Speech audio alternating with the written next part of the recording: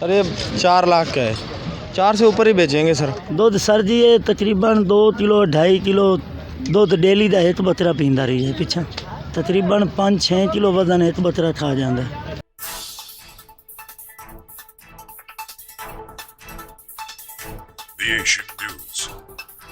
इस टाइम साढ़े को 2 लाख तो उत्ते जानवर है। पिछले साल 1.5 लाख रुपये के जानवर दे थे उस वजन है। इस टाइम महंगाई भी बड़ी है सर जी, आप ही पालने हैं पिछू भी लिमने हैं मौके ते ही।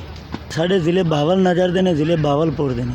उतो बावलपुर बावल नगर चो किन्ने का मिल जाता है? ये 2-2 साल का साल का बच्चा लवीए तो 70-70 80-80 हज़ार का लै ते असी पालना होंदा। ते रोज़ कितना कुछ खा लेंगे? तकरीबन 5-6 किलो वजन एक बतरा खा जाता है। उस तो बाद तुसी 10 जी इत्थे भी आए ਉਹਦੇ भी खर्चे ने। हाँ जी गड्डी का की खर्चा हो गया? सर जी इसकी 60-60 हज़ार रुपये की गड्डी इतने आई। ते पिछले साल की सी?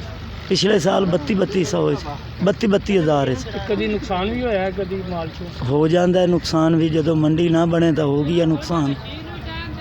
ते गाहक कदों निकलदा है? इदों किन्ने दिन पहले निकलदा है? ईद तो 4-7-8 दिन पहले निकल पाता है गाहक। ते तुसी इन्ने दिन पहले क्यों आ गए?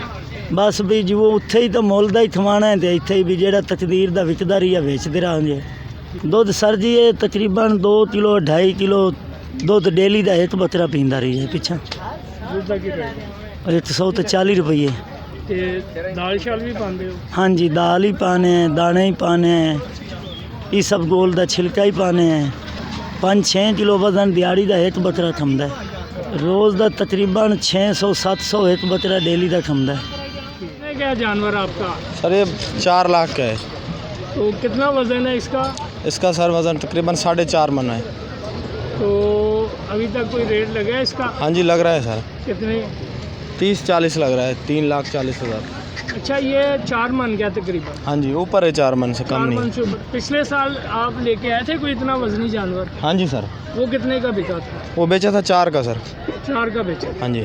तो अब महंगाई हो गई है तो अब आप हाँ जी। कितने तक इसको बेच देंगे? 4 से ऊपर ही बेचेंगे सर अच्छा बिक जाएगा इंशाल्लाह। ठीक है। अब मार्केट में 4 मन से भी ऊपर कोई है जानवर इस वक्त? फिलहाल इस बाउंड्री में तो यही आया हुआ है सर। ठीक है। हाँ जी। कहाँ से आए हैं आप? ज़िला रहीम खान से सर। रहीम यार खान। ये आपने पाला है या लिया है आपने? नहीं पाला है सर, खुद ही। खुद घर में पाला? हाँ जी। तो ये रोज़ाना इस वज़न का 4 मन 4.5 मन का जानवर कितने पैसे रोज़ खा लेता है? ये तकरीबन सर 4-4.5 हज़ार खा जाता है नहीं डेली कितने का? डेली का सर। दूध पीता है, 4 किलो दूध पीता है, 2-2.5-3 किलो गंदम खिलाते हैं, छोले जंतर वगैरह। अच्छा। हाँ जी, गरी वाटर वगैरह ये वो। अच्छा। हाँ जी सर। तो अगर ये 10 दिन यहाँ पे रहेगा तो 40,000, तो ये 4,000 रुपये रोज़ के हिसाब से खा जाएगा? कोई खिलाएगा तो खाता है। हाँ हाँ हाँ जी, ठीक। हम लोग तो खिला रहे हैं।